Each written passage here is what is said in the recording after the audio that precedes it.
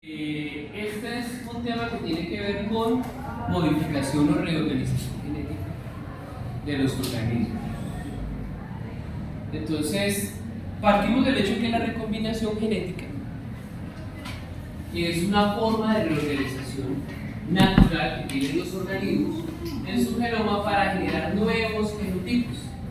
Es decir, se generan nuevos intercambios de información genética a partir de información preexistente y de organización preexistente que nos va a generar unas secuencias a partir de secuencias homólogas. Secuencias homólogas son secuencias parecidas, básicamente.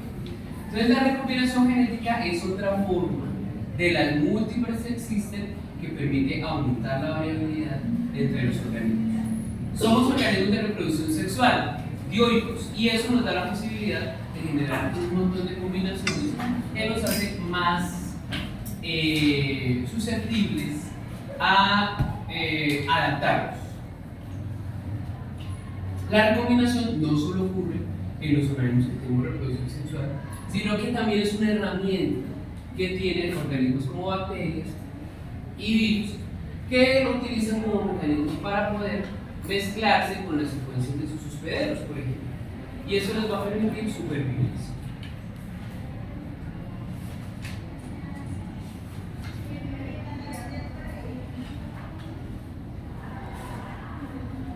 Bien, entonces la recombinación tiene que ver con, en términos celulares, para los organismos que tienen reproducción sexual, está relacionada con el sobrecruzamiento o el entrecruzamiento, que es lo que ocurre en el proceso donde se genera la mezcla de los cigotos o la organización de los cigotos a través de las células sexuales. Y ese crossover es el que va a generar la variabilidad. Entonces, cualquier proceso donde se generen nuevas combinaciones de las estructuras, tales como la meiosis en las células eucariotas o la integración de elementos extracromosomales, como es el caso de los plásmidos en las bacterias que se integran al genoma bacteriano, o los virus o los fagos que se integran al genoma de la bacteria para permitir ese proceso de recombinación. ¿Qué se requiere? Se requieren moléculas que tengan algún grado de homología, es decir, que sean secuencias parecidas. Y eso va a permitir entonces la posibilidad de generar nuevas combinaciones. ¿Se crean nuevos alelos? En términos generales, no. Es decir, no hay una mutación, hay un cambio de los alelos, pero en términos prácticos funciona como un tipo de mutación que genera variabilidad. Es también importante en el proceso de reparación. Si ustedes se acuerdan, en los mecanismos de reparación vistos en clase, uno de los mecanismos era mecanismos de recombinación homóloga, y otro de extremos no homólogos. Entonces dijimos que REC-A era una enzima que buscaba entonces secuencias con cierto parecido para poder reemplazar sobre secuencias que se habían perdido. Entonces, de alguna forma, tiene un papel predominante, un preponderante en la generación o en la reparación del DNA. Entonces, por tanto, es un mecanismo aún más frecuente que la misma mutación. Dijimos que sin mutación no había posibilidad de evolución y de transplantación. Pero la recombinación, bueno, la mutación es un proceso que ocurre no de manera tan seguida, pero la recombinación sí es una constante en los organismos. Entonces, ¿cuál es la importancia biológica? ¿Cuál es la función que cumple la recombinación en los procesos biológicos? En primera instancia, tenemos que hablar de reordenamientos génicos, es decir, es lo que permite, digámoslo así, dar la posibilidad de oxigenar o de meter algo de variabilidad y azar, que es importante en los organismos, a través de sus reordenamientos genómicos. Permite también variabilidad. Entonces lo que hace le da el plus a los organismos de reproducción sexual, es la posibilidad de tener un background importante o un set importante de genes que pueden ser activados en determinado momento y que permita responder a las variaciones ecosistémicas, a las variaciones medioambientales. Entonces, a través del crossover va a permitir esa variabilidad. puede darse o puede activar mecanismos de reparación, tales como el que habíamos mencionado, SOS, ¿no? Es un mecanismo que depende fundamentalmente de la recuperación. Favorece la variabilidad de los organismos y da posibilidad de desarrollar mecanismos de respuesta ante una situación de estrés, que es el caso de lo que sucede con las bacterias que generan resistencia a antibióticos y logran sobrevivir, el caso de los parásitos que también generan resistencia a algunos antiparasitarios. Entonces favorece la respuesta diferencial a agentes externos y permite explicar cómo un virus que no tiene nada que ver con secuencias de una eucariota logra integrarse a ese genoma y logra poner a máquina a trabajar en la enzimática a favor de ellos. Entonces es un proceso que es parte tanto de eucariotas como de procariotas. Entonces, Mendel nos explicaba los mecanismos por los cuales alelos diferentes pueden integrarse para generar un cigoto con características totalmente nuevas, que nos explica la recombinación. ¿Dónde ocurre? Entonces en la meiosis, específicamente en el bacterio, donde ocurre ese proceso de cruzamiento o de ahora no puedo hablar, pero gracias. Ese proceso meiótico entonces va a ser explicado por ese proceso. Entonces nos va a generar los famosos cruces, ¿no? Entonces la forma didáctica en la que Mendel presenta esos alelos correctos que no sabemos que son secuencias que tienen modificaciones y que un alelo es diferente a otro en el sentido que puede tener varias sustituciones. Acuérdense de los mix. Entonces un alelo puede tener unos 200 entities diferentes con respecto al otro y la combinación de eso va a unir. ¿Dónde ocurre esa aleatoriedad del proceso de inicio celular? Entonces básicamente en profase, específicamente en el bacterio. Acá acuérdense que hay cigoteno, paquiteno, diacinesis. Entonces esas subfases de la profase, en el paquiteno es donde ocurre el proceso de recombinación. Y ahí no podemos saber cuáles son los alelos que se van a recombinar o cuáles son los cromosomas que van a combinarse, pero sí podemos tener una aproximación de la variabilidad que puede ocurrir. Eso en términos predictivos pues es lo que plantea Mendel. Y en la anafase es donde ocurre otro proceso de aleatoriedad, es decir, que no sabemos qué cromosoma va hacia la derecha, qué cromosoma va hacia la izquierda, y eso va también a ponerle un sentido de variabilidad a la secuencia.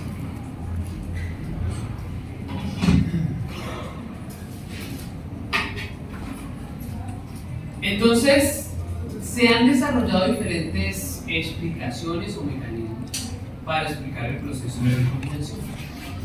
La primera observación que se hace, y eso lo reporta en la bioquímica de Strayer, es que identificaron en Escherichia coli, que era el organismo más estudiado, encontraron que al hacer coloración de los plásmidos y ser tratados con cloramfenicol, que es un agente que para el proceso celular, encontraban esta estructura. Esa estructura que parece una estructura de era constante en los experimentos, en las observaciones que ellos hacían. Entonces, esa estructura de 8 podría explicarse de dos maneras. Una, que fueran dos plásmidos que están unidos y que de alguna forma en ese punto de unión puede que ambas están generando la posibilidad de intercambiar información genética. La otra posibilidad es que fuera un solo plásmido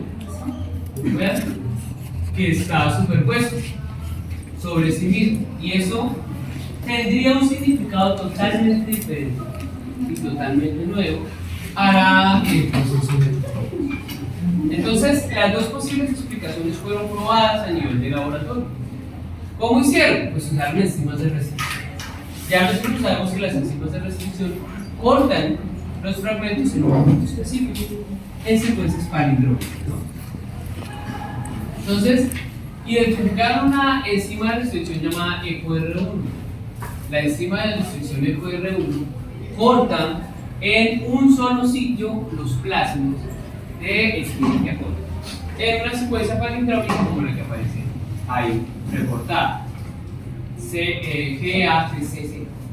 Entonces, lo que esperaba es, si sometemos a digestión esa estructura en 8, pues tenemos dos posibilidades. Uno, que si son dos plásmidos diferentes, que eso tendría una mayor explicación en pensar que hay un proceso de intercambio genético entre dos estructuras genéticas.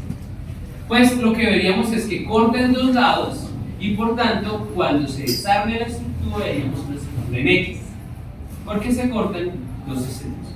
Si es un solo plásmido que está superpuesto, pues vamos a encontrar un solo corte y por tanto vamos a ver una estructura totalmente diferente. Tal vez una estructura como de cabeza y dos colas, que es lo que se esperaría con el experimento. Al hacer el corte encontraron esto, la estructura en X. Esa estructura en X daba fe de que lo que sucedía es la presencia de dos plásmidos que estaban en un proceso de recombinación. Aparte que identificaron que esa estructura tenía una particularidad. Cuando hicieron los diferentes cortes en varias repeticiones del experimento, pues encontraron que los extremos eran equiparables, equidistantes, tenían la misma distancia, y eso da otro sentido de explicación al proceso de recombinación. Decimos ahí que el proceso de recombinación ocurre en secuencias conservadas evolutivamente en la misma secuencia, y esos sitios de recombinación son lo que más adelante vamos a llamar puntos de recombinación, o sitio chi de recombinación, o sitio de punto caliente de recombinación.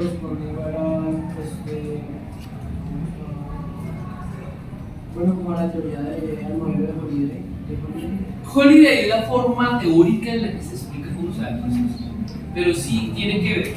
Por ahora, solo han dicho que hay unos puntos específicos donde siempre va a haber un proceso de recombinación.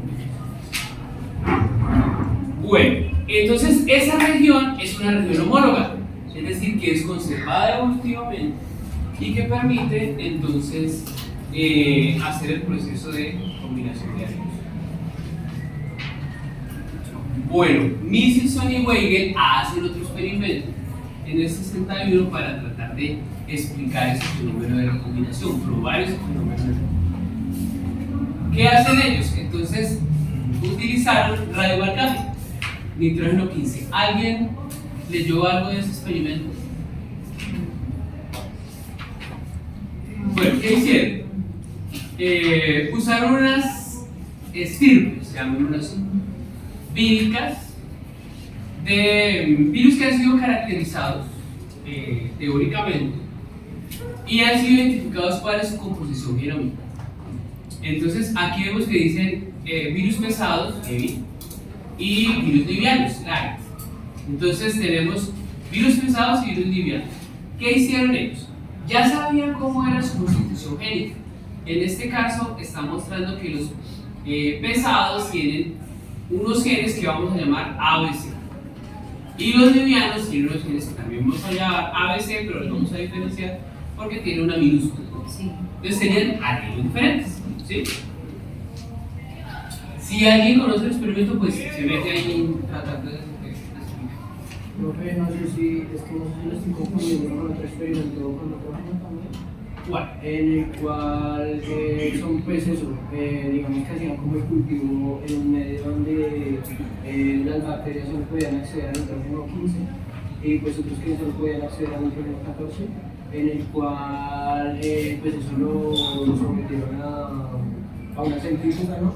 Y en el tubo es parecido, bueno, aquí lo están haciendo con virus, ¿no? Pero es parecido al experimento que habíamos visto, el experimento de la batidora o de la licuadora, ¿cierto? Que era también con nitrógeno 15.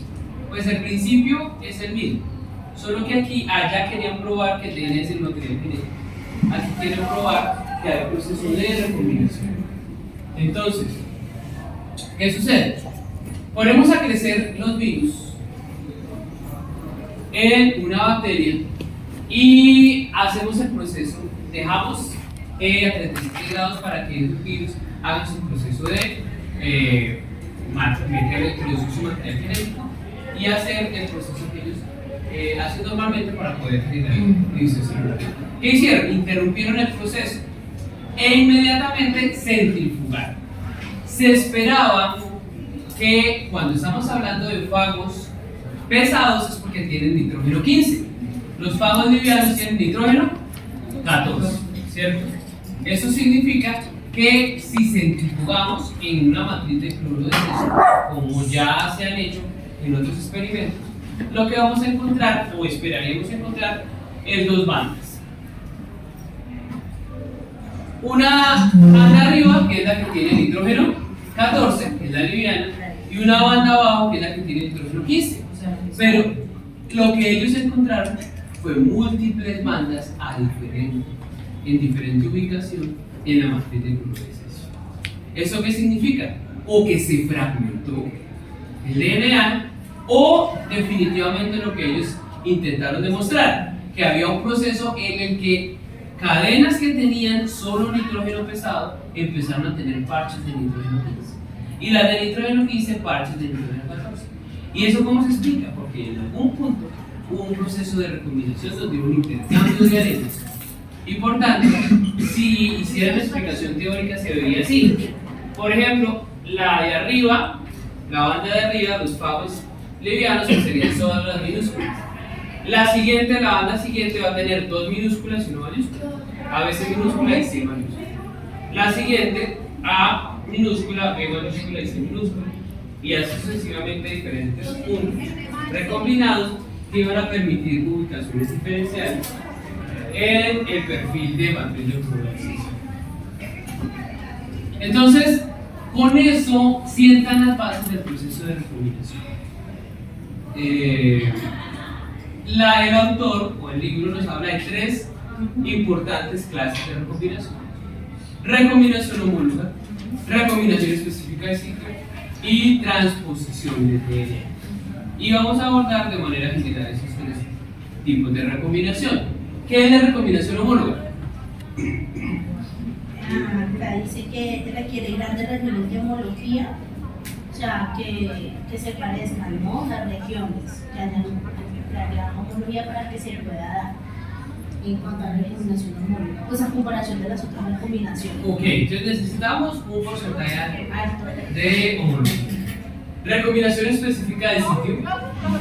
Esa es la que, pues él habla, acá hablan de genes de inmunoglobulina, ¿no? Y receptores T, que es donde se presenta realmente este tipo de recombinación de sitio específica, y dice que tiene que tener pequeñitas regiones de homología, pero muy pequeñas. Y lo de los transposones, lo de la transposición del DNA, es que no es necesario que haya regiones de homología, porque ellos saltan como por todo el ADN. Correcto. Homóloga es el proceso donde se requiere que haya homología, que es por ejemplo en la reproducción sexual. El próximo. Específica de sitio, de combinación de regiones que no necesariamente tienen unas regiones coincidentes. Por ejemplo, ¿qué relación tiene el DNA del virus, el RNA del virus, con el DNA de un hospedero eucariota? Muy poco. Pero unas enzimas se encargan de hacer eso. Y la transposición, como dice aquí,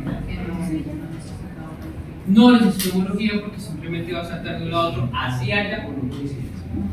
Y los tres se presentan en la naturaleza.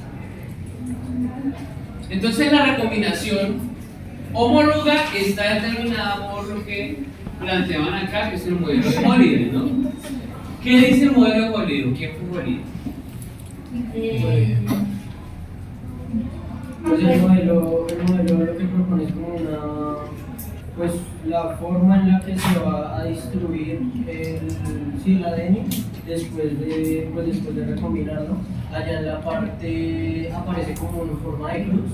Se dice que pues el corte se puede hacer de dos formas, que es una es vertical y otra es horizontal, y dependiendo de cómo sea el corte se va a distribuir de diferentes formas, ¿no? Y pues en esa recombinación pues participan unas enzimas que cumplen con unas actividades específicas. Entre esas está la RP, que es como bueno, tiene actividad de helicasa, o sea, que es la que realiza los cortes. También está la REC, que regula como todo el proceso de recombinación ahí.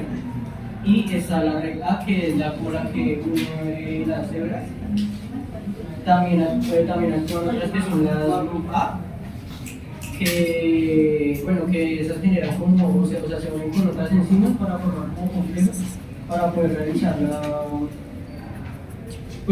realizar el proceso, ¿no? La RUP-A lo que hace es que ya después de que actúa la red de IA, otra vez une, o sea, hace como digamos que las veces de ligasa en un punto, y pues ya la RUP-B y la C, la B, o sea, cataliza como la migración, o sea, como que termina el proceso de que se pasen a otro punto de la cadena, y ya por último la C, digamos como que termina ya completo la unión para que queden como en la parte de abajo queden como Bueno, entonces hablo de varios elementos. Uno, ¿hay destrucción del DNA? Sí, en alguna manera hay que haber daño en el DNA. ¿Hay un proceso de migración?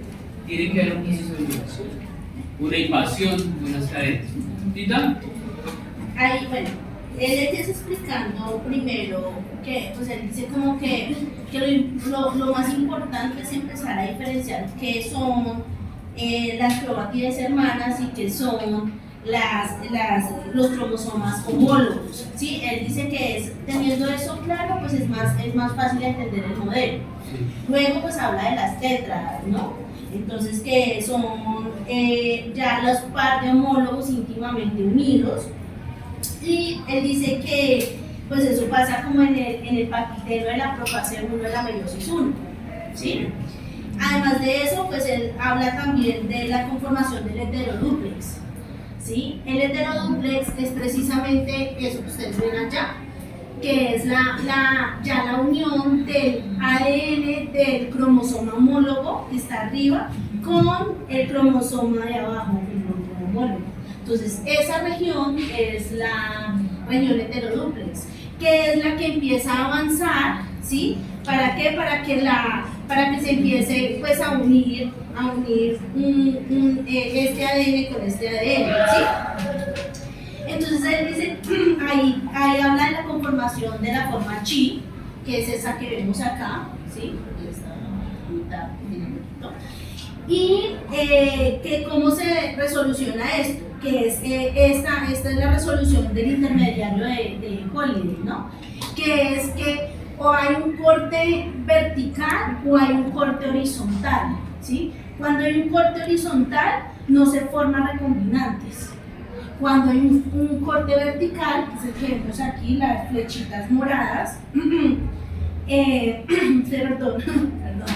se forman moléculas recombinantes, ¿listo?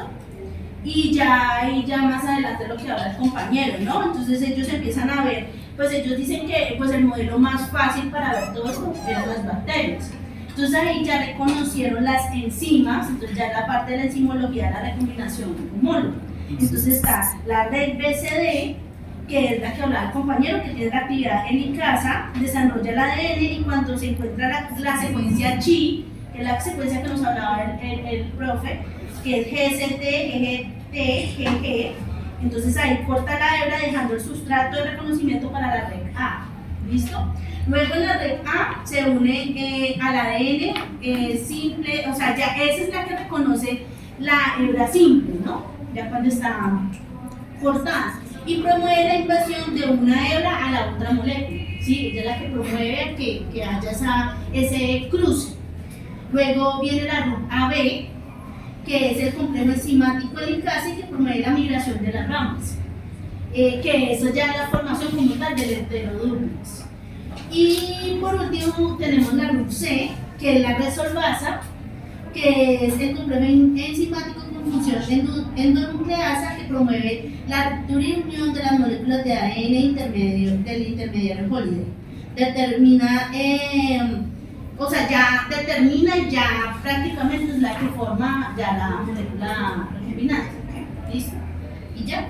Y entonces dice que en eucariotas, pues La diferencia con las bacterias es que se comprobó que en eucariotas hay corte en las dos hebras de los dos cromosomas homólogos. Correcto. Entonces, ahorita arranca diciendo, tenemos dos cadenas de DNA, una azul y una roja, ¿no? Lo primero que debe haber es un daño, un corte, es decir, hay una ruptura en el DNA. ¿Cuáles son las dos hebras que se están rompiendo? En la número 2, hebras homólogas de cadenas diferentes, ¿no? Hebras homólogas. Luego viene un proceso de invasión de las ramas. Invasión. Entonces, la enzima RECA va y coge, hagan de cuenta, uno de los bracitos azules y va y lo une con el bracito rojo. Y el rojo con el bracito azul. Y esa unión permite formar una estructura de tetrada, una estructura jólica. Ya unidas y soldadas empieza algo que decían ustedes, que es migración de esas ramas. Entonces va a moverse esa estructura. ¿Cómo se mueve? Vean de la 3 a la 4. Se movió un poquito. El punto interno va a estar más hacia la derecha. Al estar hacia la derecha, la línea punteada nos muestra el recuadro de secuencias que son diferentes, homólogas y quedaron enfrentadas. Al quedar enfrentadas, entonces va a permitir que más secuencias estén mezclándose de cadenas que son homólogas. Listo, eso sucede y luego viene un proceso de reestructuración tridimensional, que es para que queden alelos respectivos con respectivos. Entonces, A con A, B con B, C con C, y luego viene una resolvasa. Dijeron ustedes, la resolvasa va a cortar. De manera aleatoria puede cortar en el sitio 1 o en el sitio 2, es decir, hacer un corte vertical, un corte horizontal. Y están diciendo que si hace el corte vertical se van a generar un producto recombinante, y si es en el sitio 2 un producto no recombinante. Entonces significa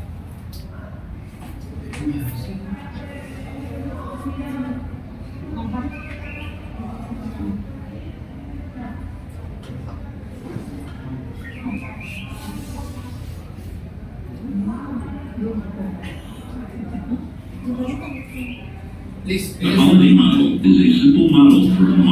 Básicamente, el modelo de Duvalide lo que va a buscar es mostrar de manera teórica cómo ocurre el proceso. Hay una reestructuración y finalmente hay una resolución de modo que queden enfrentados alelos que son parecidos. Ese modelo explica de manera teórica cómo se presentan las mayores de frecuencias alélicas en las poblaciones.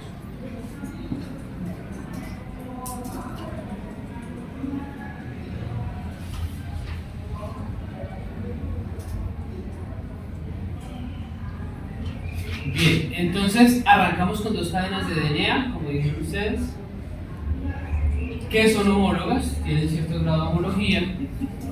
Se presenta una horquilla, un daño. Ahí tenemos los alelos, ¿no? Ustedes representan alelos representados por letras diferentes, mayúsculas y minúsculas.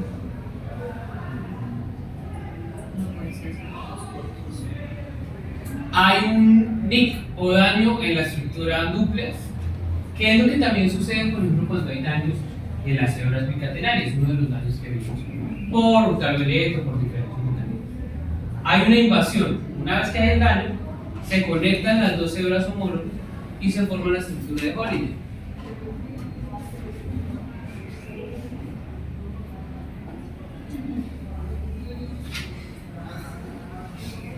Bien, entonces encontramos secuencias homólogas que están interconectadas, que es básicamente lo que vemos ahí.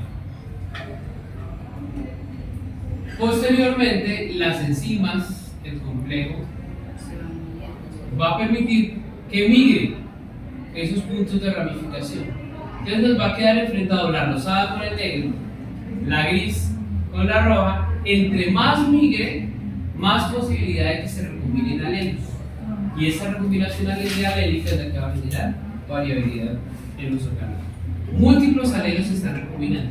Sin embargo, quedan esas regiones llamadas heteroduples, que son regiones de no coincidencia. ¿Por qué se presentan las regiones de no coincidencia? Que le llamamos secuencias mismatch. Son porque estamos combinando regiones homólogas, no iguales. Entonces van a encontrar muchas regiones que no son coincidentes. ¿Señor? Dos preguntas. ¿Cuál es el complejo enzimático que hace que migre? El complejo RU es el que hace la migración. Y entonces, Heredación de ramas, sí. y entonces ahí en los daños le va a hacer variar los sistemas específicos como la glucosidasa o el sistema que le para más base. Ah, sí, señor. Muy buena deducción. Pero realmente eso no puede quedar así. Tiene que haber mecanismos de reparación y recurrimos a los mecanismos específicos de corrección. Entonces, miren, si cortan el sitio 1, que es lo que estamos explicando, vamos a tener un producto del proceso de recombinación que involucra secuencias que nos fueron cortadas o hebras que no fueron cortadas inicialmente en el proceso, o sea, las que no tuvieron el daño. Eso va a permitir una reorganización cromosómica y va a generar un producto que en el caso particular va a mostrar que vamos a tener entonces regiones crossing over. Entonces vamos a tener regiones idénticas como muestra ahí, regiones heteroduplas que siempre se van a presentar y regiones de sobrecruzamiento o intercruzamiento. Ahí estamos dándolo en tres alelos diferentes. Entonces lo que vamos a hacer es que un porcentaje va a quedar igual al ancestro común, al ancestro anterior, otro con heteroduples que tiene que resolverse después y la región de cruzamiento. Si cortamos en el sitio 2, donde involucramos secuencias que fueron cortadas inicialmente, o sea, las que sufrieron el daño inicial, pues vamos a tener una reorganización de los cromosomas, vamos a tener enfrentados entre dos ángulos específicos y vamos a ver que vamos a tener una región idéntica, una región heteroduples y otra región idéntica. Entonces ahí no hubo proceso de crossing over o sobrecruzamiento, sin embargo sí se presenta variabilidad. ¿Por qué se presenta variabilidad? Porque vamos a tener el cruce de esa región heterodúcleas que necesariamente va a generar variaciones en la estructura.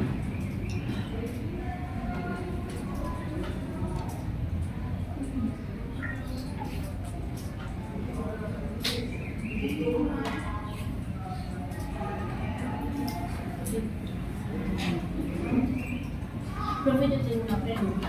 Bueno, no sé si me adelanto mucho, pero sí me causa mucha curiosidad. Lo que pasa es que hay una parte donde dice que la mayoría de oncogenes están involucrados en la recombinación genética. Hablan mucho del BRCA1 y del BRCA2, que tienen, o sea, como que tienen mucha recombinación. Sí, como que poseen. Pero entonces yo ahí, o sea, no entendí el por qué y el por qué sacan referencia a eso, ¿no? O sea, La recombinación y...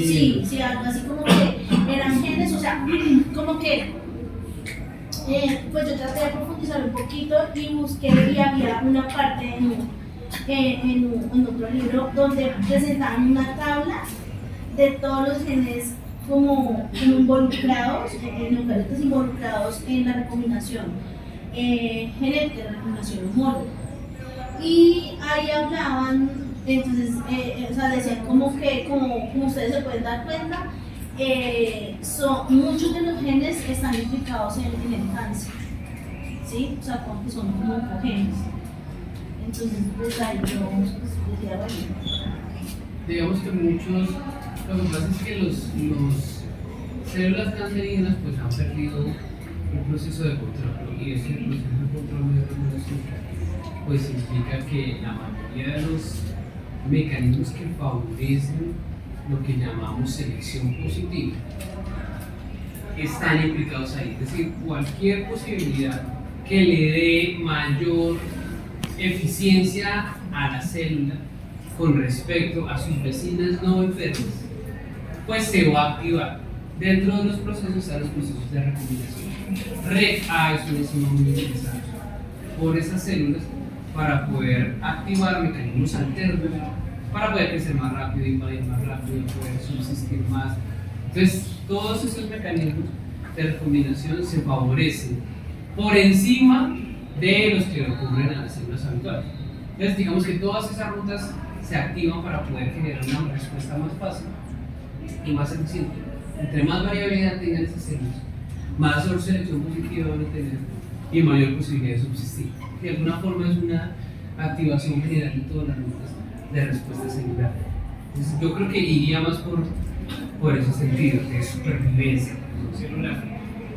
Son soldados súper desarrollados, digamos así, con todas las rutas alternativas activadas. Bueno, entonces, el modelo de Holiday plantea la explicación de cómo ocurren los procesos de recombinación. Vamos a tener entonces dos productos, un producto de parche o recombinado y un producto en palo o recombinado. ¿Qué sucede con el modelo práctico?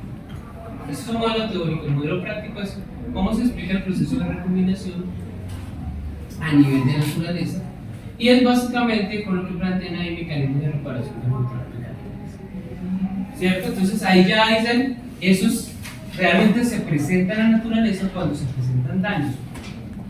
Muy utilizado para explicar los mecanismos de recombinación. Bueno.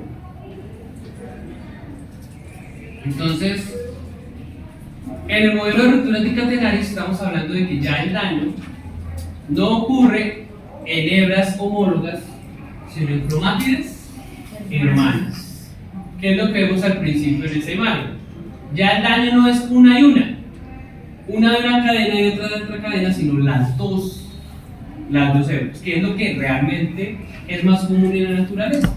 Un daño por presencia de luz ultravioleta, por algún tipo de compuesto químico, va a hacer que se generen los daños en las dos copias de hebras.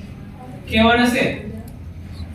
El modelo dice que la célula empieza un mecanismo en el cual se va degradando su propio DNA. Como un Pac-Man, se va comiendo el DNA hasta un sitio específico. ¿Cómo se llama ese sitio?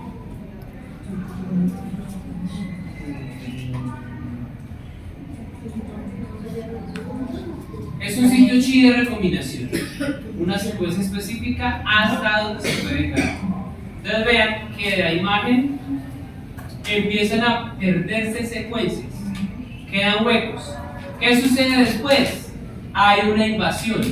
Las hebras que están así degradadas y cortadas, con un ayudo de la enzima, van y buscan a la hebra que está completa y se forma un proceso de doble recombinación.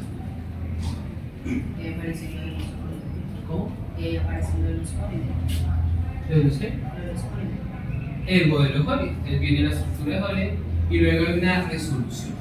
Entonces ahí la resolución es doble y se va a generar un proceso de recombinación. El mismo modelo de Holiday, solo que parte no de hebras homólogas, sino de cromátides hermanas. Listo, las maquinarias enzimáticas. Entonces aparece caracterizado en Escherichia coli y catalizador proteico en eucariotas. Entonces, apareamiento del DNA homólogo e invasión de las cadenas. ¿Quién lo hace? Una enzima que ustedes mencionaron que se llama RECA, ¿cierto? Y el caso homólogo o en eucariotas, más conocida como RAD51. La introducción de rupturas bicatenarias, no identificado en Escherichia coli, pero en eucariotas se ha identificado que se llama sponsor. El procesamiento. ¿Quién se come el DNA? ¿Quién degrada el DNA? El complejo REC-BCD, que ya nos dijeron que era una helicasa con una nucleasa encargada de realizar este proceso. Y ahí aparece el nombre de las homólogas RAD50, RAD58, que son muy utilizadas para caracterizar los eucariotas. Congregación de proteínas de intercambio de cadenas, REC-BCD, REC-POL, RAD52 en eucariotas. Reconocimiento de uniones de Holiday y migración de las ramas, el complejo RUB-ABC. AB y no caracterizado por eucariotas, y finalmente la resolución lo va a hacer la enzima RUB-C, la que responde. Creo que usted nos preguntaría en el parcial tanto de bacterias como de eucariotas. O los específicos, o profundizamos más en eucariotas. No, digamos que solo algunos, esta clasificación es muy importante, algunos nombres, pero digamos que como usted mismo lo dijo, estamos caracterizados en bacterias que no se pueden. Entonces, ¿qué hace REC-VCD? Es un complejo multienzimático que se va a encargar, tiene actividad helicasa, tiene actividad nucleasa y está controlado por los sitios CHI, como muestra en el MANE, que evidencia muy bien cómo ocurre el proceso, se va degradando el DNA más en un sentido que en otro de la cadena y va degradando hasta que quedan cadenas monocatenarias. Esa cadena monocatenaria es muy importante porque es la única forma de conjugar a la enzima REC-A. Entonces nos quedan esas cadenas monocatenarias. ¿Hasta dónde degrada? Hasta que encuentra un sitio CHI o sitio instigador de recombinación. Bien, entonces ¿quiénes participan? Pues van a participar las enzimas REC-A, las enzimas SSB, que ya las hemos mencionado. ¿Esa secuencia CHI es la misma tanto para bacterias como para eucariotas? Sí, la que usted mencionó ha sido caracterizada en bacterias. Se han encontrado en eucariotas algunas modificaciones, pero en términos generales la secuencia es la misma. Bueno, entonces, ¿qué nos determina el sitio CHI? Que es el que mencionó Tita ahora, ¿no? El sitio CHI, que es un sitio de investigación o hotspot de recombinación, y va a permitir varias aplicaciones. Uno, las ventajas de este sitio CHI: entre más cerca está una secuencia al sitio CHI, mayor probabilidad o frecuencia de recombinación va a tener ese gen particular. Por eso lo muestra ahí como líneas más gruesas entre más cerca está el sitio CHI. Entonces, genes que estén cercanos a ese sitio instigador de recombinación van a tener mayor probabilidad de recombinación. Entonces, la secuencia REC-VCD o la acción de REC-VCD es necesaria para que se dé la recombinación. Si no hay destrucción del DNA, daño, de modo que genere una cadena monocatenaria, no podemos convocar a las enzimas de recombinación como REC-A. También permite regenerar cadenas de DNA que están dañadas, degradadas, o genes que están dormidos o están pasivos. Entonces me permite generar o activar un proceso de recombinación. Y permite también un mecanismo de defensa, porque permite defenderse los organismos del DNA exógeno de otros organismos. ¿Por qué es un mecanismo de defensa también?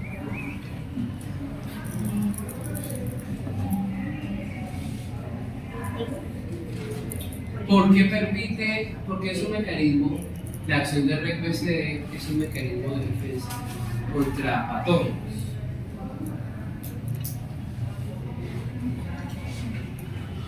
Porque puede degradar el DNA.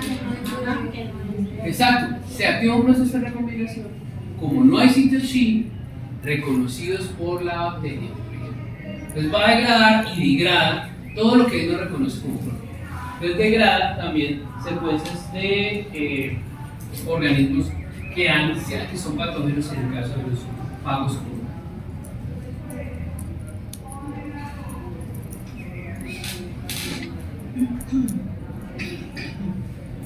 Bien, ¿qué condiciones se necesitan para que actúe la enzima A? Necesita secuencias cadena que sean monocatenarias, necesita hebras con secuencias de cierto grado de homología y necesita un extremo 3' libre para poder ser utilizado por la enzima para captar esas secuencias. Entonces la polaridad es muy importante en las enzimas REC-A. Se han identificado entonces enzimas REC-A en toda la línea evolutiva y se forma un complejo, aprovechando lo que ya habíamos visto a principio de semestre, que es el famoso flipping de las hebras o de las nucleótidos de DNA. Entonces la enzima logra hacer una lectura cuando ocurre ese flipping o eversión de bases. ¿Se acuerdan que dijimos que se rompen circunstancialmente los puentes de hidrógeno para que la hebra voltee? Bueno, el nucleótido, la base nitrogenada voltee y pueda ser leído por encima. Entonces ese tipo va a permitir el hallazgo de estas secuencias. ¿Cuánto necesitamos que haya coincidencia mínimo? Habla de 15 nucleótidos por lo menos que sean similares para que se dé el proceso de activación de la enzima RAS. Esa enzima entonces va a tener la posibilidad o ha sido identificada en diferentes organismos evolutivos. Entonces, en este caso muestra la enzima REC-A de Escherichia coli, la enzima REC-A de arqueas, que es el estatus transitorio evolutivo entre bacterias y eucariotas, y la RAD51, que es la homóloga de REC-A en el caso de Homo sapiens. Todos han presentado o mostrado evidencia de esa REC-A en los procesos. ¿Sí? La mencionaba de DMS1, que es. Es una de las homólogas. RAD51 y DMS1 son homólogas a esa enzima REC-A para realizar el proceso de. Listo, la migración. ¿Quién realiza esa migración? Entonces el complejo RUP AB, ¿cierto? Sí. Listo, dice que es un tetrámero, entonces son 4 enzimas unidas que tienen actividad tanto helicasa como nucleasa y que son dependientes de ATP. Y una RUPC que es la que resuelve el problema o la estructura.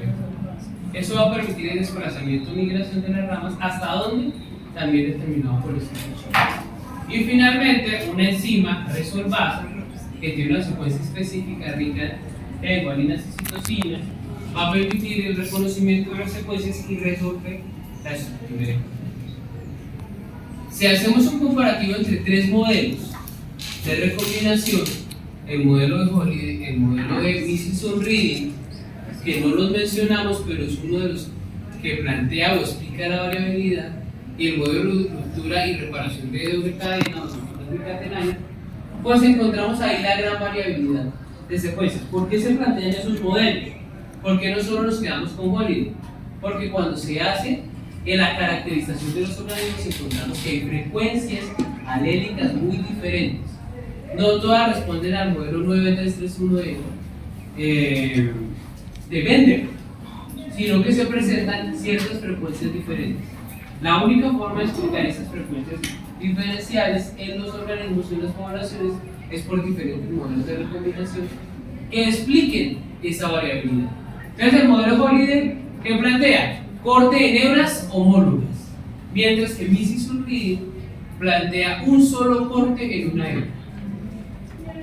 Y el modelo de rupturas bicatenarias habla de cortes en hebras complementarias o cromáticas hermanas.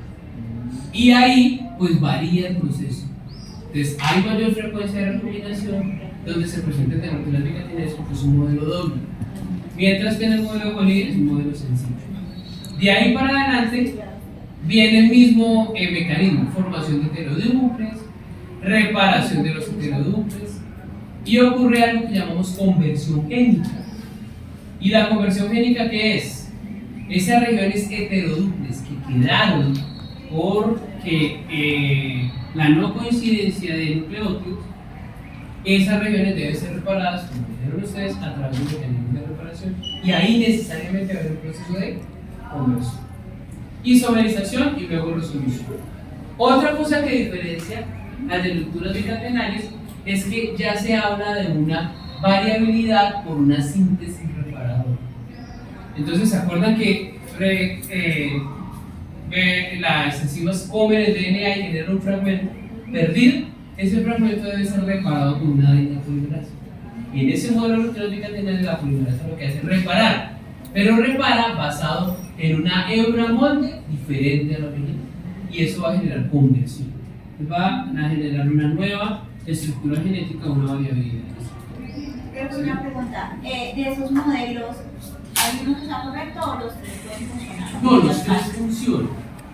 El modelo que le inició como un modelo más teórico que práctico, pero de alguna forma explica por qué hay tantas diferencias en las frecuencias génicas de los organismos.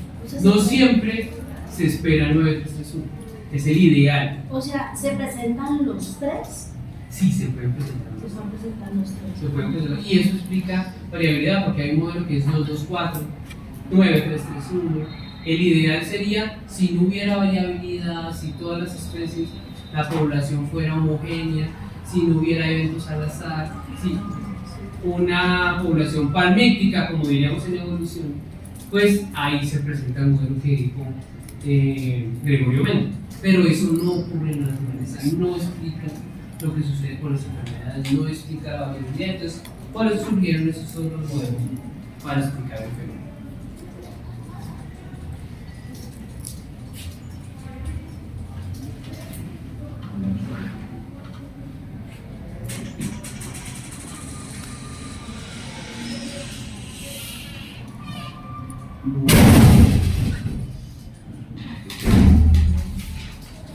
Bueno, entonces,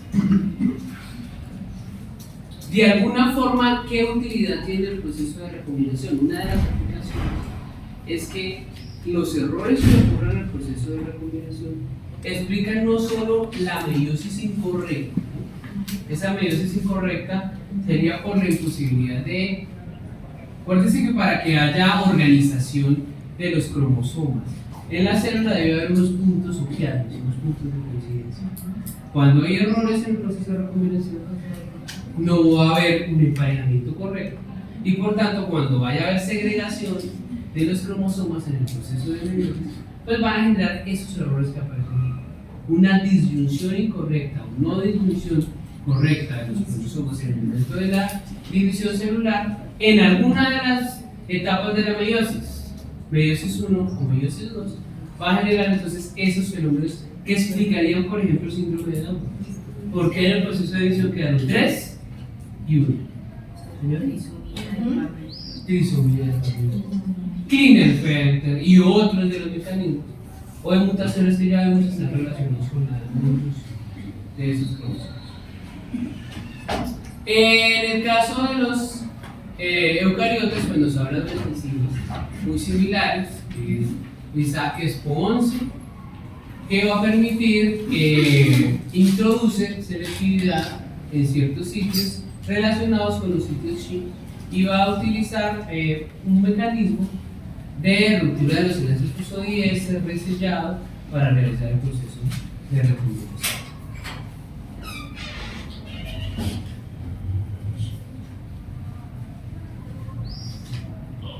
¿Cómo se resuelve el proceso? Entonces ustedes plantearon que esas secuencias no resueltas, secuencias mal resueltas, deben resolverse o deben arreglarse a través de mecanismos de reparación específica. Y dentro de los mecanismos de reparación específica hablamos de la reversión directa del daño y específicamente de la reparación por escisión o por toque, que son las vías específicas de reparación a través de glucosidasa, nucleasas AP y el sistema GO. ¿Por qué genera variabilidad? Porque como la célula puede resolver a favor de una área o a favor de otra, pues necesariamente va a producir variabilidad en los organismos. Entonces, la recombinación homóloga promueve el intercambio genético con frecuencia potencial, pero si no, pero no siempre va a generar eso. Dependiendo de la resolución, nos va a permitir generar productos de empalme o productos de recombinación. La recombinación no recombinante es la que genera un no prosinógeno en el proceso, pues sí va a introducir variabilidad en menor medida, pero sí va a haber variabilidad por el reemplazo alélico, reemplazo genético. Puede producirse entre dos regiones de DNA sin importar la secuencia, siempre y cuando tenga una semejanza suficiente, que es de 15 nucleótidos. La recombinación se da debido a la probabilidad favorable de los sitios calientes de recombinación o hotspots de recombinación y tiene relación con los sitios chicos que son los que coordinan o digamos que direccionan el proceso de recombinación y los sitios encontrados por el enzima homólogo en eucariotas, spores. ¿Qué pasa con el reordenamiento génico?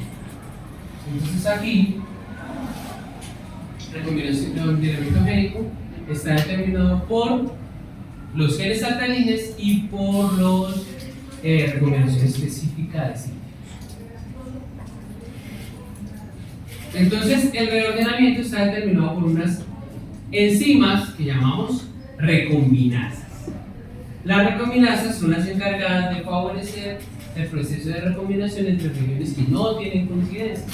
O sea que ahí reg A no cumplirá alguna función específica porque no cumplen las condiciones necesarias que esa secuencia. Entonces, la recombinación específica de sitio y la recombinación transposicional son las que caracterizan esta reorganización. Entonces, ¿qué comparten estos dos procesos? Unas enzimas recombinasas que generan algo que llamamos complejos sinaptoténicos, que son unos complejos que van a permitir a la secuencia de DNA copiarse y pegarse o cortarse y pegarse en sitios específicos. Y explican procesos específicos que ocurren de integración cromosómica y extirpación cromosómica. Ese complejo sináptico va a permitir la unión de secuencias que son sujeto de proceso de intercambio genético. Van a explicar la inserción, por ejemplo, del fago T4 en la bacteria, en Escherichia coli, y cómo el fago puede escaparse o salirse de estas secuencias. Entonces, introduce secuencias específicas. ¿Qué tipos de reordenamiento se ven en la naturaleza? Inserciones, es lo que muestra ahí, el primero de la figura de la derecha, donde la secuencia del fago está representada por esa estructura circular naranja que va a introducirse. El azul representa la secuencia de un eucariota. Entonces se introduce, eso llamamos inserción. Puede haber una adhesión. ¿Cuándo ocurre la adhesión? Cuando el fago decide ya no estar atemperado, sino activar el ciclo lítico y escaparse de su hospedero. E inversión. Las inversiones entonces se presentan cuando hay una reacumulación de la estructura génica, de modo que, como muestra ahí, aparece en sentido contrario fragmentos cromosómicos. Eso también lo habíamos visto en mutaciones, ¿no? Había inversiones, inserciones, deleciones, translocación en las secuencias. ¿Quién hace eso? Unas familias de recombinasas. Las familias de recombinasas son enzimas que realizan un proceso de desarticulación o eliminación de los enlaces fosfodiéster para poder generar unos intermediarios enzimáticos circunstanciales que favorecen la unión de ciertas secuencias. Entonces, hay dos familias de recombinasas. ¿Cuáles son? ¿Y cuál es la diferencia entre estas familias de recombinasas?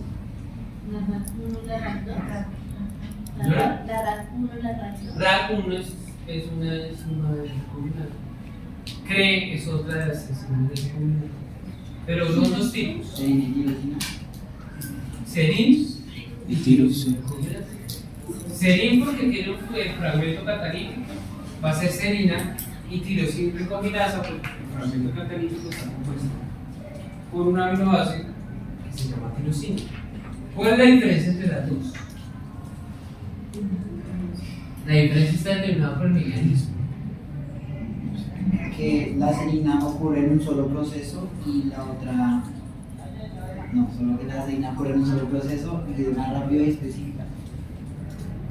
Correcto. Son los pasos, ¿no? La serie recombinasa realiza el proceso. ¿Qué proceso? Ya necesita identificar. Imaginemos que va a recombinar esos dos fragmentos. Veamos la imagen de la izquierda. Tenemos una secuencia que está en gris con azul y otra que está en naranja con rojo. Vamos a recombinar las dos. La serie recombinasa lo hace a través de un proceso de intercambio de secuencias en un solo paso. Y la tirosina recombinasa realiza el proceso a través de 2 o más pasos para generar el proceso de recombinación. Entonces simplemente son mecanismos por los cuales se recombinan las 2 hebras de DNA. Ejemplo de estilo sin recombinasas, pues la enzima Cre, que es la que participa en el fago P1, para circularizar el genoma, y los sitios LAC, que es donde actúa la enzima Cre. Entonces son un mecanismo de tirosina recombinasa. ¿No puede explicar nuevamente lo de la diferencia entre tirosina y serina? El mecanismo.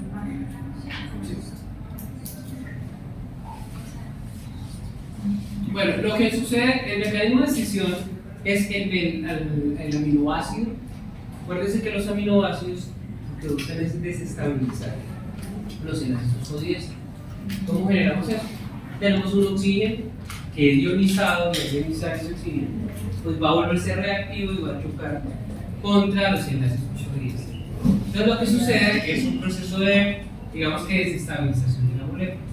Entonces esa serina va a tener un OH que al perder el hidrógeno, pues va a activar un mecanismo de ataque nucleofílico a el enlace fosfodiéster. Hay 2 enzimas que han sido identificadas en la naturaleza, las series recombinasas y las tirosina recombinasas. En esas series recombinasas, ambas identifican una secuencia específica, hacen un intercambio de información genética. Entonces, en el caso de la serina, que es el primero, pues vamos a ver que la serina realiza un corte en ambas hebras, ¿cierto?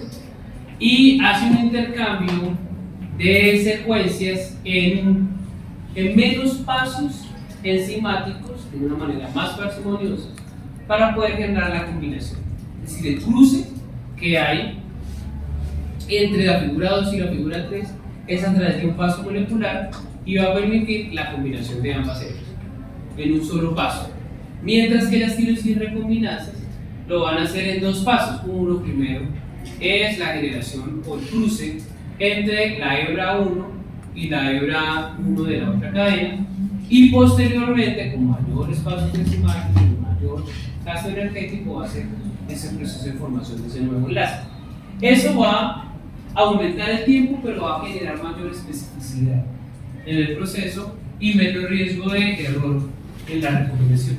Solo son mecanismos que se han identificado en la naturaleza que se han planteado.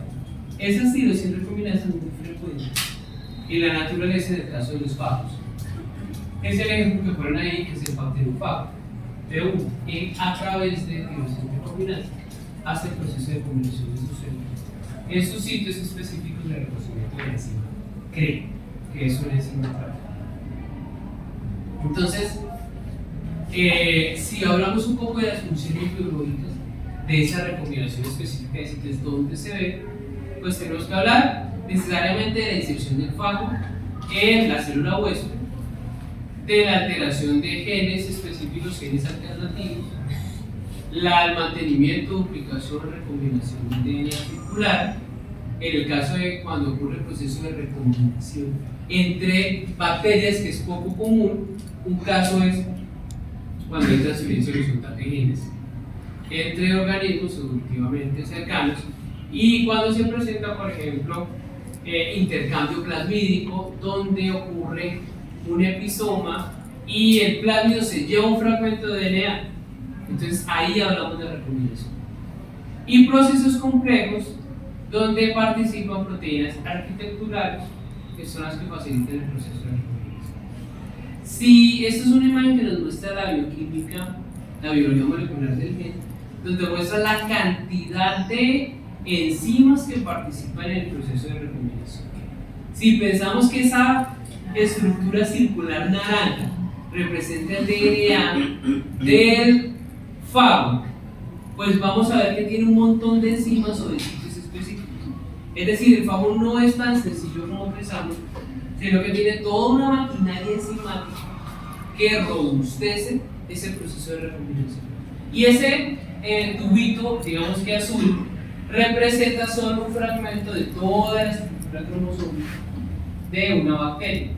¿Quiénes participan ahí? Pues vamos a tener sitios asimétricos donde las enzimas del fago van a actuar vamos a tener un sitio HTTP de la bacteria, HTTP del fago, los sitios centrales de reunión de una proteína integrasa, y la integración del fago se va a dar por unas enzimas y esas algunas proteínas factores de integración del huésped, proteínas adicionales, proteínas arquitecturales que van a ayudar en la conformación, en la edición y sitios específicos para ser reconocidos por esas enzimas. Entonces, es grande el proceso, grandes los participantes en ese proceso de recombinación.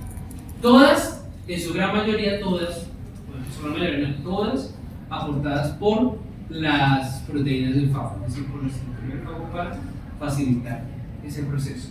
Igualmente, tanto en la introducción como en la extirpación van a aparecer unas enzimas específicas. Entonces, por ejemplo, esa enzima GIS introduce flexiones en el DNA, configuraciones extrañas en el DNA para promover la recombinación entre los sitios de la bacteria y del fago, y también para extirpar la secuencia, es decir, despegarse o salir de ahí, de esa secuencia. Bien, otra de las formas que hablamos es la inversión, ¿no? Él habla de un caso particular donde se presenta inversión cromosómica.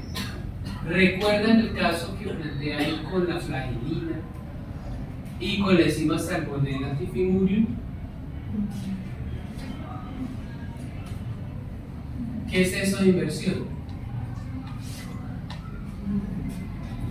Ahí nos ponen ejemplos de cómo se utiliza en la naturaleza, dónde se presenta en la naturaleza, los diferentes mecanismos.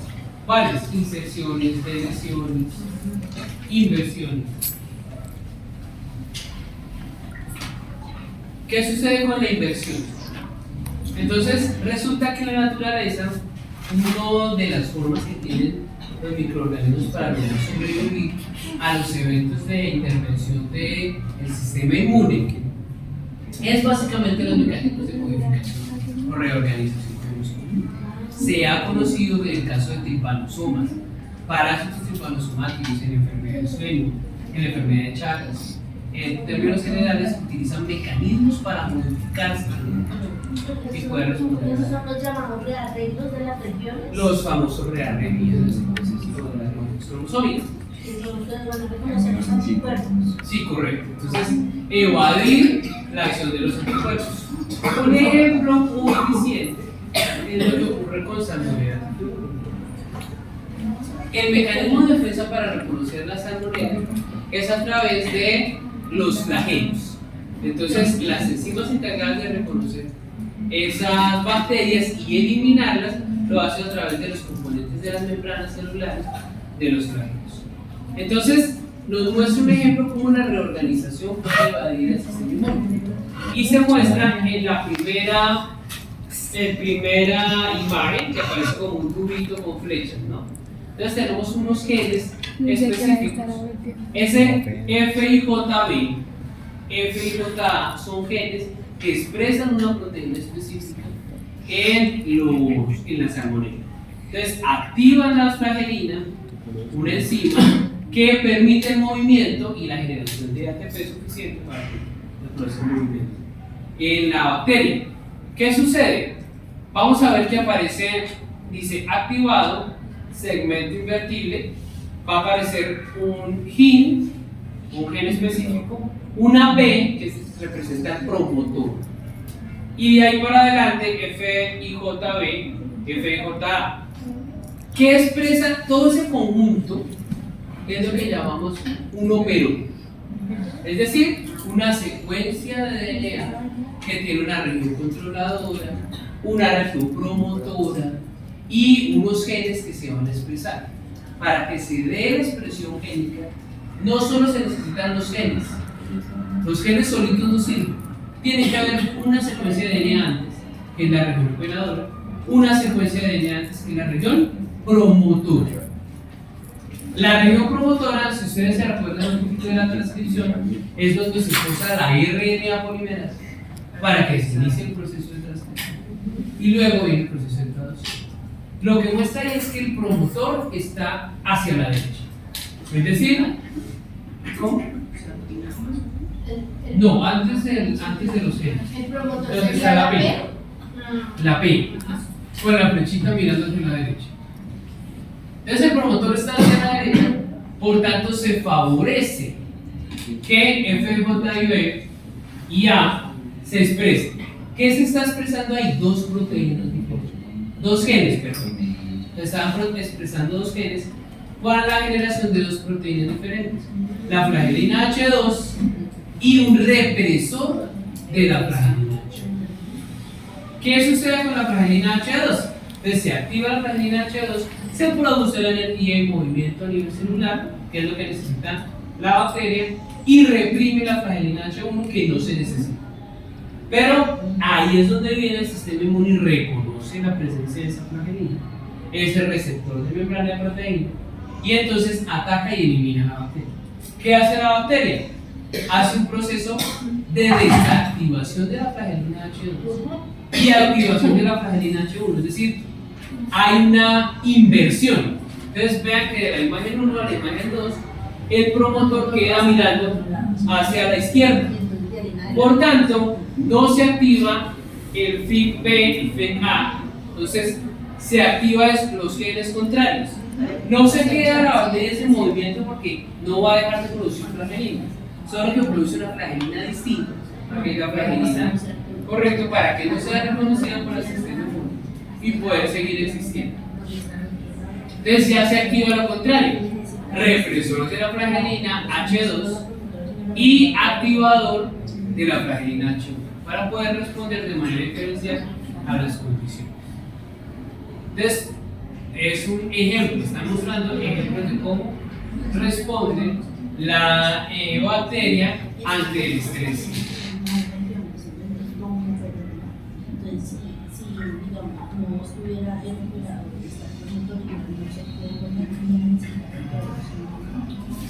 Otro ejemplo de recombinación específica de símbolo es lo que sucede con las inmunoglobulinas. Entonces, ¿qué pasa con esas inmunoglobulinas y qué tiene que ver con el DNA, con los genes? La variabilidad de inmunoglobulinas, los famosos anticuerpos.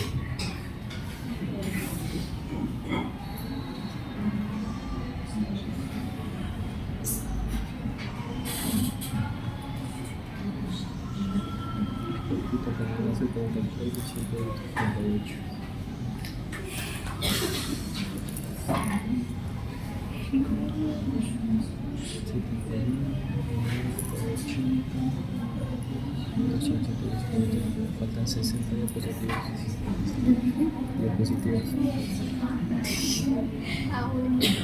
71.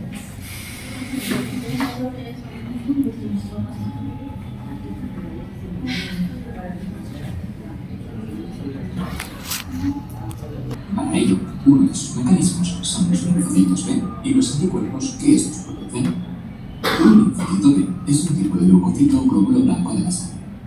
Los glóbulos blancos se clasifican por función.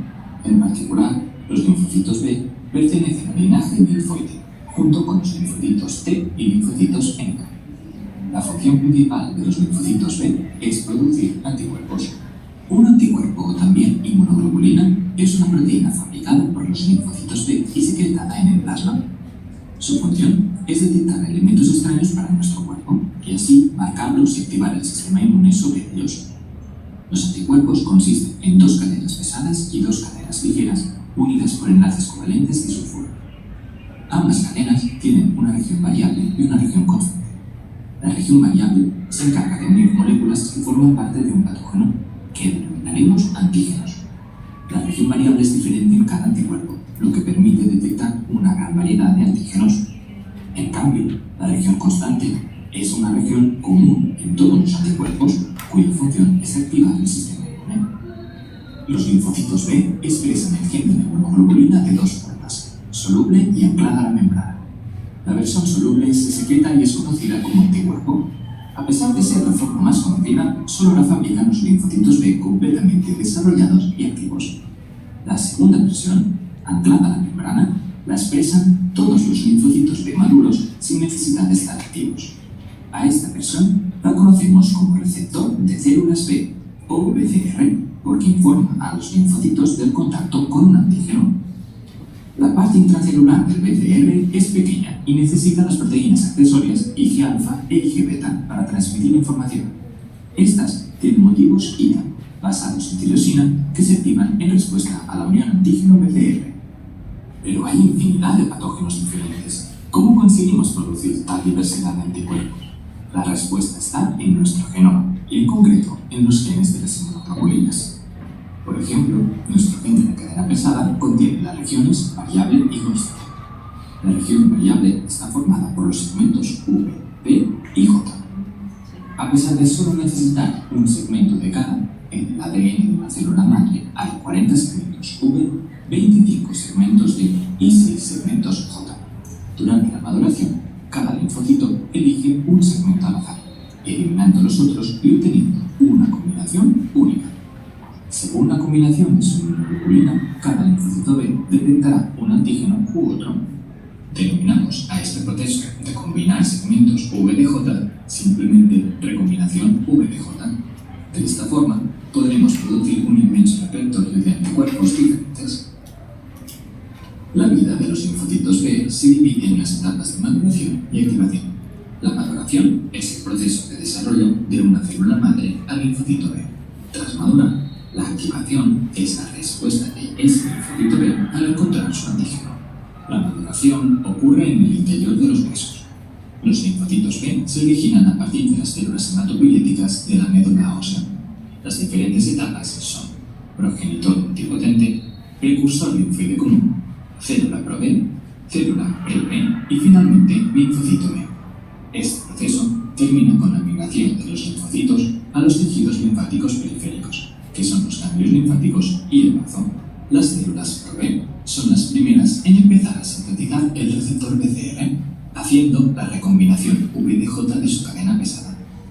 Tras terminar, se denominan células pre-B y expresan en su superficie una cadena pesada funcional, acompañada de dos cadenas ligeras sustitutas, puesto que aún no han recombinado el gen de la cadena ligera. Este receptor pre-BCR también tiene las cadenas IgA e IgB necesarias para la transmisión de señal. En esta etapa, la señal del pre-BCR es positiva, puesto que indica que la recombinación ha sido exitosa y el pre-BCR funciona. A esto se le llama selección positiva.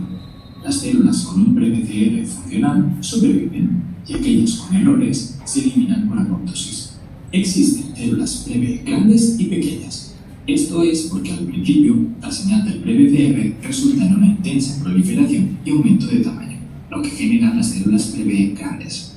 Después, estas células entran en reposo, empequeñecen y se convierten en células pre-B pequeñas.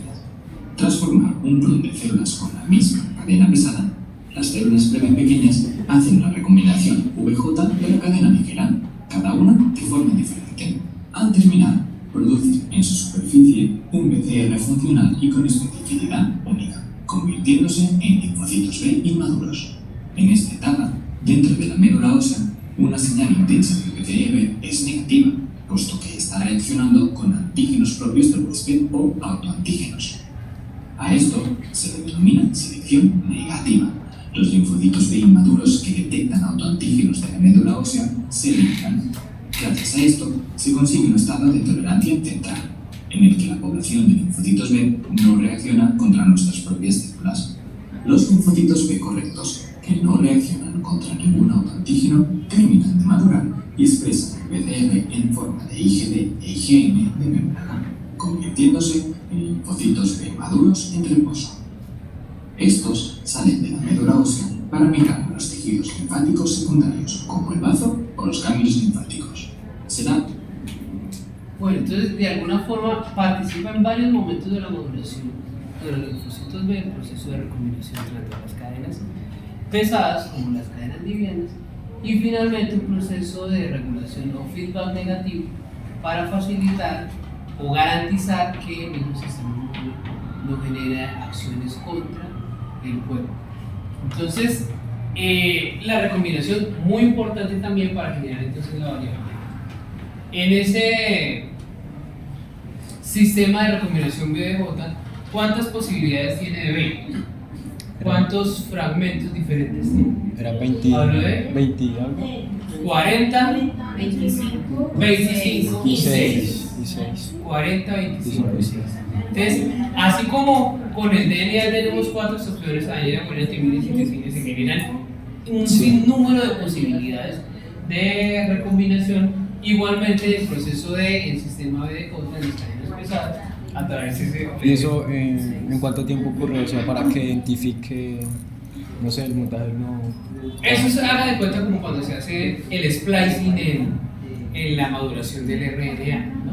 Entonces, básicamente se coge fragmentos y la idea es expresar un sinnúmero de posibilidades. Digamos que el acervo genético va a permitir muchas posibilidades dependiendo de si la respuesta es innata o la respuesta es inmunidad adquirida por memoria, ¿no? Entonces, acuérdense que Eso es una pregunta. O sea, ¿esas combinaciones también las genera la misma enfermedad? O sea, una enfermedad infecciosa, digamos. sí, la presencia, acuérdense que lo primero es que ocurre un evento de inmunidad innata donde nos encontramos con O sea, la enfermedad inhibe eso. o sea, es decir, un patógeno que no es reconocido por el sistema. La respuesta es una respuesta celular, inicial, macrófagos neutralizan la infección y eso va a generar unas células presentadoras T que llevan el chisme, digámoslo así, a las células B que van a ser maduradas. Ellas responden activando su expresión de recombinación y hacen una respuesta celular ya con memoria, y lo que va a permitir la famosa inmunidad de rebaño, la famosa inmunidad ya de conocimiento. Entonces, esta respuesta, este proceso de recombinación es en las células B. Las células B ya tienen que ver con la inmunidad en un segundo nivel, que es la inmunidad con memoria genética. Entonces, se responde a los diferentes ataques de los diferentes patógenos. Y acuérdense que dependiendo del patógeno, ¿no? Estamos hablando de eosinófilos, basófilos, dependiendo si es parásitos, bacterias, hongos. Algo así virus. pasa con el RH. Porque pues, según lo que entiendo, cuando digamos que cuando hay un embarazo, ¿sí? Y hay, digamos, la madre creo que es negativa y el padre positivo, Sí. ¿sí? Y entonces, o sea, como que el cuerpo lo reconoce Como que si lo fuera una exacto. externa, exacto. Y entonces ya en el segundo embarazo, entonces Ya. es rechazado, entonces ahí es que les hacen un tratamiento para que acepten ese Ajá, segundo. exacto. Entonces lo que hace es modificar los epítetos de reconocimiento para poder hacerlo compatible, digamos, hacerlo compatible. Pero es una reacción. Lo mismo ocurre con las alergias, lo mismo ocurre con todas las reacciones por agentes externos que consideramos externos. Y con las famosas enfermedades autoinmunes, ¿no? Y entonces el mismo cuerpo pierde la capacidad de reconocimiento y ataca se ataca a sí mismo. Entonces vienen todos sus fenómenos. Pero entonces, en términos generales, lo que buscábamos es identificar que esa variabilidad la determinan los procesos de recombinación. Entonces, regiones variables de las inmunoglobulinas formadas por la asociación de linfocitos T en los genes BDJ va a permitir entonces la explicación. Esta imagen muestra entonces los diferentes genes. Entonces hablamos del gen B, D y J, que tienen unos espaciadores específicos característicos. El B de espaciador de 23 pares de base, lo mismo que el D y J. Y entre los dos, porque siempre es en ese sentido B de J, vamos a tener un espaciador de 12 pares de base. Esos espaciadores siempre van a responder a esa medida. Y entonces la recombinación solo puede darse entre secuencias de las cuales presentan una alternancia de espaciadores de 12 pares de bases y 23 pares de bases, de modo que es la combinación de los tres y las posibilidades que se dan para armar a través de una especie de splicing la estructura de la cadena cruzada y de la cadena libre. Bueno, eso con respecto a ejemplos que vemos específicos de la recombinación específica de esto. Entonces vimos que la recombinación homóloga se presenta cuando Cuando hay una gran cantidad De regiones homólogas y se presenta en la naturaleza ¿dónde? ¿Cómo? ¿En dónde se presenta en la naturaleza? En la fase, en la reproducción sexual, en la unión, en la formación de cigotos, en la vida. La recombinación específica de sitio se presenta en qué casos? O sea, puede haber Homología. ¿Y se presenta en qué casos? Palpables en la naturaleza. No. La característica que no sucede durante la meiosis, sino todo lo que tiene que ver con lo de los inmunoglobulinas. Inmunoglobulinas que lo y acabamos de ver. receptores. Correcto, en la integración de bacteriófagos al DNA cromosómico de una bacteria, ¿cierto?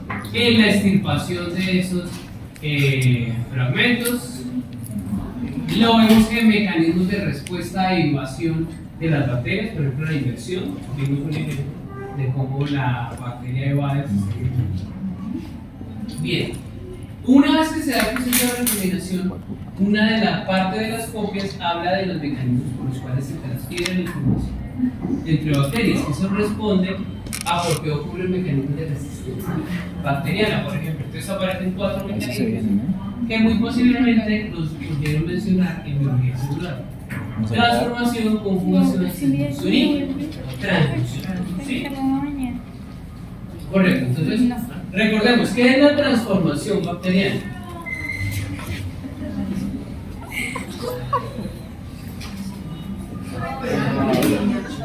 Hizo la grasa. ¿Qué es la transformación? Pero menos mal es poquito. Transformación bacteriana. ¿Qué recuerdan de la transformación bacteriana? ¿Dónde hay más transformación? Porque toman ADN exógeno, ¿no? Y lo Exacto. vuelven propio. La bacteria tomó un ADN exógeno y lo vuelve propio. ¿Cuándo lo vimos? Con Griffith. Sí. El principio de transformación bacteriana. Entonces, simplemente un DNA que esté foráneo, fuera, va a poder ser adquirido por la bacteria sin ningún intermediario, sin ningún vehículo.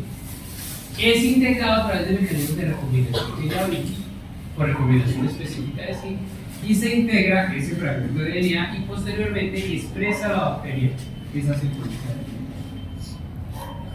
El experimento de Griffith, donde mostraba las células R, las células S, mostró el principio de transformación bacteriana, donde se evidencia que el principio es permanente y se conserva en todos los organismos. Probado por Goldfish también a través de mecanismos donde un triónugo no solo la resistencia, lo patógeno o lo patógeno, la CS y R, sino la resistencia a penicilina y también provoca. La transducción. ¿En qué consiste el mecanismo de transducción? Eso de la parte entre el bacteriófago y la bacteria, ¿no? O sea, que hay un intercambio también de ADN. Correcto, aprovechando el mecanismo de invasión del fago a la bacteria, donde él introduce su material genético, hace una conversión a DNA y por recombinación específica de citologravínculas, pues en algunos momentos también puede ocurrir que al extirparse el fago se lleve un pedazo del fragmento cromosómico de la bacteria y lo lleve a otra bacteria, y es lo que conocemos como transducción. Entonces tenemos aquí el fago, introduce su material genético, el material genético se duplica con la maquinaria enzimática del hospedero. Ese que está demoradito sale, pero se lleva un pedacito de DNA nuclear. Entonces, cuando se sale, se lleva un pedazo y ese pedazo se convierte en un fago, llega a otra bacteria, introduce material genético y se encuentran 2 fragmentos de DNA de cromosómicos, como si hubieran tenido intercambio genético las 2 bacterias. Y en ese momento estamos hablando de transducción, donde el fago, el virus, es el vector de la información genética. Conjugación. Ahí se refiere a qué? Ahí hablamos de, en el libro habla de bacterias hembra y bacterias macho. ¿cierto? Donde la bacteria macho tiene un factor específico de fertilidad, y ese factor de fertilidad la convierte en donadora. ¿Qué dona? Un plásmido. ¿Y ese plásmido qué hace? Genera un